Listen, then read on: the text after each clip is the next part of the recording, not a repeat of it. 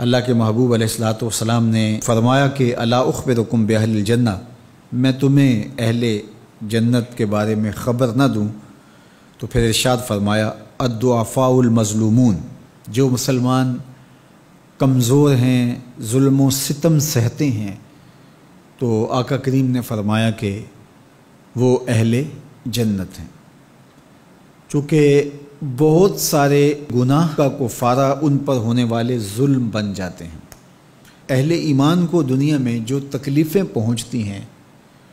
تو ان تکلیفوں کے بدلے میں ان کو اجر دیا جاتا ہے، حتیٰ کہ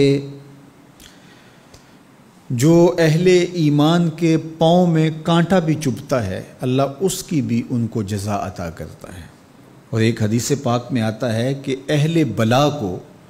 جو قیامت کے دن اجر و صلہ عطا کیا جائے گا تو لوگ آرزو کریں گے کاش کہ ہماری کھال اور ہمارا جسم لوہے کی کینچیوں سے کاٹ دیا گیا ہوتا، تو آج جو صلہ اس کا حشر کے روز دیا جا رہا ہے۔ تو حالات میں بعض کا اس طرح کی صورت بن جاتی ہے کہ یا آپ ظالم بنیں یا آپ مظلوم بنیں، تو اس وقت مظلوم بننے کو اختیار کر لیجئے گا، ظالم کبھی بھی نہ بنیے گا، چونکہ ظالم کا ٹھکانہ آتش دوزخ ہے اور مظلوم کی جگہ اللہ کی جنت ہے۔ پھر فرمایا الا اخبرکم بخیارکم، میں تمہیں خبر نہ دوں جو تم میں سب سے زیادہ بہتر ہیں؟ تو پھر جھولیاں پھیل گئیں، تو فرمایا تم میں سے سب سے اچھے وہ ہیں کہ جو اچھے اخلاق کے حامل ہیں، جن کا خلق اچھا ہے، جن کے رویے خوبصورت ہیں۔ اور پھر آقا کریم علیہ السلام نے فرمایا الا انبئکم بشرارکم، میں تم میں سے جو شریر ترین لوگ ہیں ان کی خبر دوں، السرسارون المتشدقون المتفہقون، یہ وہ لوگ ہیں کہ جب مجلس ہو رہی ہو تو سب لوگوں کو برابر بولنے کا حق ہوتا ہے، اور کچھ لوگ تکبر کی وجہ سے بولتے ہی رہتے ہیں اور وہ سمجھتے ہیں کہ بس مجھے ہی حق ہے بولنے کا، اور وہ کسی کو موقع نہیں دیتے، اور کوئی بولے تو پھر اس کی بات کاٹ کے بولنے لگ جاتے ہیں۔ المتشدقون المتفہقون، یہاں وہ لوگ مراد ہیں کہ جو خام خواہ کا تکلف کرتے ہیں اور زبان کو بل دے دے کے اور منہ بگاڑ بگاڑ کے مشکل لفظ بول کے اصطلاحات بول کے لوگوں پر اپنے علم کا روب جمانے کے لیے کہ میں بڑا بلیغ ہوں اور بڑا فصیح ہوں، اور اسی طرح کچھ لوگوں کو یہ بڑا ہوتا ہے کہ وہ فرنگی زبانیں جانتے ہیں، تو وہ عام دیہاتی لوگوں کے ساتھ بھی گفتگو کریں تو وہ مشکل سے مشکل الفاظ بولتے ہیں،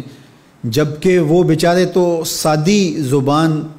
سمجھنے سے بھی قاصر ہوتے ہیں۔ تو یہ کوئی دانش مندی نہیں ہوتی کہ آپ جو ہے وہ بھاری بھرکم الفاظ بول کر کسی کے اوپر جو ہے وہ روب جما رہے ہوں، تو یہ بات نہیں ہوتی۔ جب بات کریں آپ تو جس طرح کے لوگ ہوں اس طرح کی بات کی جائے اور اس طرح کی مثالیں ان کو دی جائیں۔ قرآن مجید میں اللہ تعالیٰ نے فرمایا کہ وہ اس بات پہ شرم نہیں اللہ کرتا کہ وہ تمہیں مچھر کی مثال دے، مچھر کی مثال دے کر کہ اگر تمہاری بات سمجھ میں آتی ہے، اور مکڑی کے جالے کی مثال دے کہ اگر تمہاری بات سمجھ میں آتی ہے تو اچھی بات ہے۔ دیکھو چھوٹا بچہ ہو دودھ پیتا ہو تو اس کو یخنی تو نہیں پلائی جاتی، اس کا معدہ خراب کرنا ہے، وہ برداشت نہیں کر سکتا، اس کو وہ دیا جائے جو وہ برداشت کر سکتا ہے۔ اس لیے آپ کے مخاطبین کس طرح کے ہیں؟ کلم الناس علی قدر عقولہم لا علی عقولکم، میرے اور آپ کے آقا و مولا نے فرمایا جب بات کرو تو لوگوں کے فہم کے مطابق کرو، اپنے فہم اور اپنی عقل کے مطابق نہ کرو۔ علامہ اقبال علیہ رحمہ کی شاعری